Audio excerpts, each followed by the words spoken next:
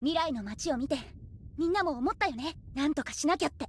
Well, you could start by telling the big corporations like, oh, say, Toei to reduce their emissions, but really, that's more of an adult issue that really wouldn't interest the viewers of the show. Oh, wait.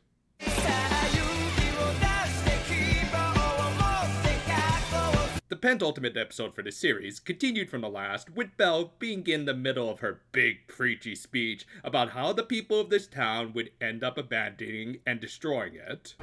信じられない。あなたたちは皆人事のように言う。You could even say it's an inconvenient truth. Eh? Eh?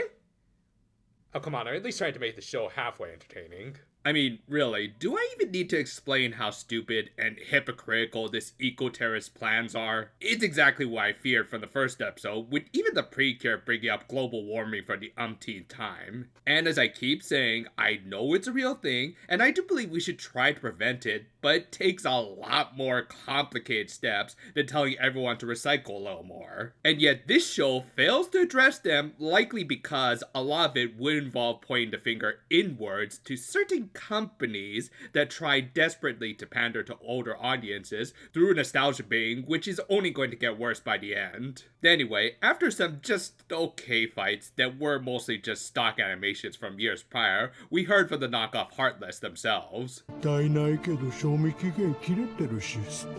Again, that one was more for safety reasons, and the employee was just doing his job.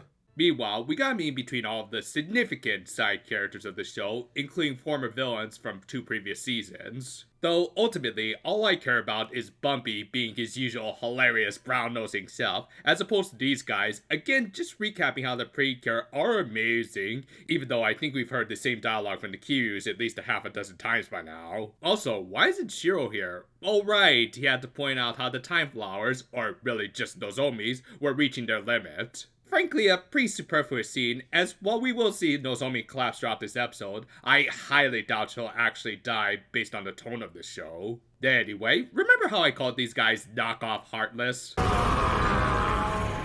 Now truthfully, I stopped playing Kingdom Hearts before 3, and yet I still do feel insulted for the fans of that series. And throughout this, Nozomi tried to use Talk no Jutsu on Belle, and to her credit, she did bring up some good points, like how the people were part of this town that she claimed she wanted to protect. You stupid protagonist! I am not trying to destroy the world, I am trying to save it! Not if we can stop you! Wait, what? My plan is great. Also, a lot of innocent people died. Yes, there was a little collateral damage, probably not important. Does that sound like a hero? Well, when you put it like that, not really, but Then what the hell, man? What the actual hell? And yet, even though that is the abridged version of the character, I do feel kind of bad for bringing Paradox into this. Yes, he was a psychotic, over-the-top villain, like a lot of baddies in Yu-Gi-Oh!, but at least he had reasoning for wanting to destroy duel monsters that actually made sense in context. He had worked with 3 other survivors of an apocalypse brought upon by people overusing a fictional energy source in Yu-Gi-Oh! 5Ds, which you could interpret as an allegory for missions that are destroying the planet. It's not all in your face, and definitely doesn't take away from the rich story and gripping tragedy of these men desperately trying to save their world, only to be left in despair, and likely driven into madness that made them believe that the nuclear option was the only option. Thus, even though it took place after his movie and into 5Ds proper, we did feel bad for him and all of his allies who all died trying to preserve everyone's future and yet realized their mistakes and decide to leave the future in the hands of those who are far better suited to protect it. Meanwhile here, we're dealing with just some angry Karen constantly wagging her finger with all the subtlety of a bat to the face. 破壊したのは愚かな人間たちだ。彼らを取り除けば街は良くなるはずだ。 that's stupid! You're stupid! Stop being stupid! But yeah, she created a giant shadow kaiju that some of my friends compare with Godzilla -1, even though that's clearly Hedorah, you know, the giant pollution monster and all that. Then again, I don't really blame you if you didn't see that trippy-ass movie. And neither did Belle, as her monster started to erase the whole town, including the trees that she clearly wanted to hug more. どうしてこんなことにレイナは自分勝手で愚かな人間。You know what? No, I don't feel like lecturing you. I'm done. I'm just done. I'm not gonna do this anymore. I'm just done. I'm done. I'm done. I'm out of here.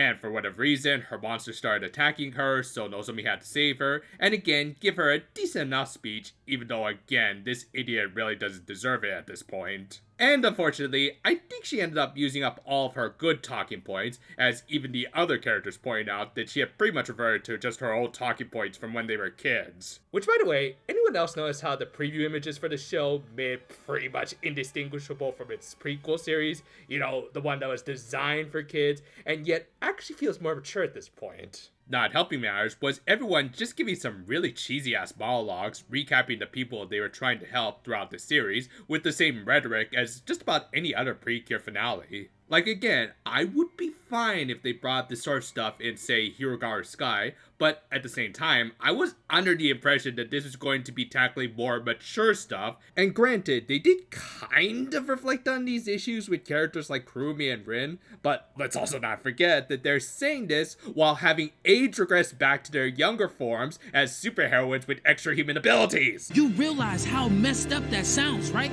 I mean, really, what else kind of crap could they throw at the wall at this point and hope it'll stick? ブラックホワイト Jingle, jingle, jingle. So the episode ended with them really highlighting how this is just an inferior version of both the All-Stars films and the Bonds Beyond Time movie, abridged. My plan is great. And you know, just the fact that I ended up dedicating a good chunk of this review talking about Yu-Gi-Oh! Of all things really should tell you how little interest I actually had in this episode. Sure, Nozomi had a couple of decent-ish exchanges with Belle, mostly because she was telling her to get off her high horse, and some of the fights directed by Yu Yoshiyama were really good, if extremely brief and kind of buried by a barrage of stock animation. And yet ultimately, I would say it has failed on multiple fronts, be it as an adult show, or even as a celebration of this very franchise. I know this is gonna make me sound like a bitter old man, but I just gotta say it. I am really annoyed by how some fans are flipping out over seeing the OG duo return here. Like, y'all do realize you're just scarfing down those member berries at this point, right? It does little to actually enrich the show we're trying to watch, and instead is just an obvious attempt at drumming up some cheap buzz, you know, like a certain other season. And sure, you could argue that was already kind of the case by doing this whole pseudo-sequel thing for Yes Precure 5, but now that all three of the original series are here, it's not even truly a more mature take on a previous Precure series like they advertised, and instead just a cheap reboot of the All-Stars films while having a weaker main conflict than some of them. This was, as I keep saying, mostly due to Belle just being a pretty lousy antagonist. Sure, by their very nature, some villains are meant to be total hypocrites who need to be taken down a peg by the hero, but this moth lady's motivations are just eye-rolling, especially with certain groups out in the real world right now. Again, as much as we make fun of Paradox, at least he did have a point to some of his motivations that were subtly hinting at phenomena similar to global warming rather than outright stating it. Meanwhile here, we get a lecture right out of Captain Planet rather than discussing more mature issues and steps that we could be taking to improve the planet beyond just remembering to separate our glass and plastics. Oh, and he also did set up a much more epic and satisfying crossover for the first three series of his franchise that, other than Arc 5 and Duel Links, doesn't rely needlessly on crossovers all the time. But yeah, the Bonds Beyond Time movie, much like the original Precure All-Stars films, held significance because they had characters interact and bounce their ideals and experiences off of each other. And while they were kind of doing that fine here with just the S5 and Splash Star characters interacting with each other, throwing in Nagisa, Honoka, and even Hikari judging by the next episode preview really highlights how truly shallow and non-committal the writing of this show has been to actually being about the S5 team growing up. As rather than addressing some more mature issues like workplace stress that they did do kind of well in a few episodes previously, by the end of all of it, we got arguably a less mature conflict than what was in their source material, as at least that included a scathing commentary about big corporations and their toxic work cultures. And sure, some of the animation this episode could be really good at times, especially some of the stuff from Sota Shigetsu and Yu Yoshiyama, of course, but it also is worth knowing that she posted this image on her X account, showing a much more beat up Nozomi, which does make me wonder if they were planning on doing some much darker stories for the show. Otona Precure has ultimately failed to live up to that title, and instead instead just became a preachy and at times more childish show than even the current Sunday morning series. For a show that's supposed to have a message about working towards a better future, that will never truly happen if we keep looking back to the past. Thus, maybe a show like this would just be better off forgotten when all is said and done. Sorry if this review ends up going up a little later than usual, but really, this series, along with Hirogaru Sky's disappointing final arc, has been incredibly draining. Of course, we'll still do weekly reviews for Wonderful and inevitably Mahou Sky 2, but really, I just have to cover some other properties at this point. So hopefully, do look forward to it. Until then though, farewell for now, my friends, and if you excuse me, no joke, I'm gonna go back to watching The Bond Beyond Time.